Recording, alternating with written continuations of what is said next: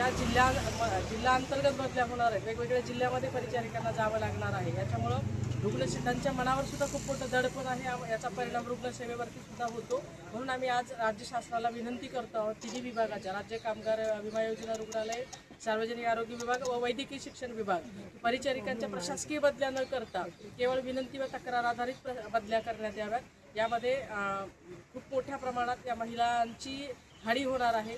एकीकडे महाराष्ट्र शासन महिला सक्षमीकरणासाठी अनेक योजना राबवू पाहत आहे. त्या दुसरीकडे इतक्या मोठ्या महिला संवर्ग असलेला यांच्या बदल्यामुळे त्यांचं आयुष्य विस्कळीत होत आहे. यासाठी आज आम्ही मुख्यमंत्री महोदयांना भेटून निवेदन दिलेलं आहे आणि त्यांनी या संदर्भात वैद्यकीय शिक्षण मंत्री यांची चर्चा करण्याचं आश्वासन दिलं. खरं तर तुम्ही कोणकोणत्या नेत्यांची आतापर्यंत भेट घेतली आहेत आणि तुम्ही आंदोलनाची काही हाक वगैरे दिली आहे का तुमच्या राज्य संघटनेत? आतापर्यंत आम्ही वैद्यकीय शिक्षण मंत्री माननीय हसन मुश्रीफ साहेब, सार्वजनिक आरोग्य मंत्री माननीय प्रकाश आंबेडकर साहेब आणि आज आम्ही माननीय उपमुख्यमंत्री यांची भेट घेतलेली आहे आणि आम्ही कालपासून आझाद मैदानावरती धरणे आंदोलन या बदली थांबवण्याच्या मागणीसाठी करतो. परंतु आता उपमुख्यमंत्री सुनेत्रा पवार यांच्या आश्वासनानंतर तुम्ही आंदोलनावरती ठाम आहात का? काय कशा? आम्ही आंदोलनावरती ठामच आहे, कारण या संघटनेने गेली 7-8 वर्ष दरवर्षी वेगवेगळ्या मागण्यांसाठी आंदोलन केलेलं आहे.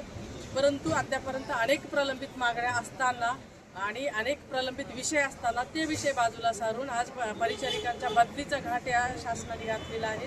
ही अत्यंत अन्यायकारक बाब आहे.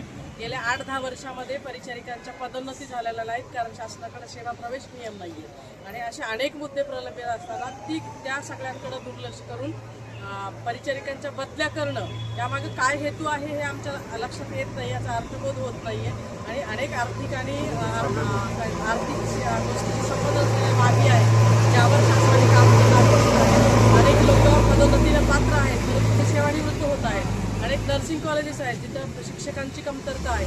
या गोष्टी अतिशय गंभीर असताना त्या सगळ्याकडे दुर्लक्ष करून बदली करणं हे महिलांसाठी अतिशय उपेक्षणीय. परंतु बदल्या म्हणजे आला आर्थिक गैरव्यवहार. निश्चितच ह्या सगळ्यामध्ये पुन्हा एकदा आर्थिक गैरव्यवहार करून कुठेतरी नर्सेसचं शोषण करण्याचा हा सगळा. निश्चितच सार्वजनिक आरोग्य विभागामध्ये गेले अनेक वर्ष बदल्या होतात आणि निश्चितपणे इथं देवाणघेवाण हा प्रकार चालतो. परंतु परिचारिका ह्या महिला आहेत आणि त्या मजबुरीने नाईलाज असतो त्यांना हा मार्ग अवलंब करावा लागतो. जर हे नाही केलं तर त्यांचं कुटुंब उद्ध्वस्त होण्याची शक्यता आहे. त्यामुळं येणाऱ्या काळात सुद्धा यामध्ये अधिक भर पडणारच आहे. त्यासाठीच आम्ही वारंवार शासनाकडे गेले अनेक वर्ष मागणी करतोय, केवळ विनंती आणि तक्रार आधारित बदली करावी. धन्यवाद.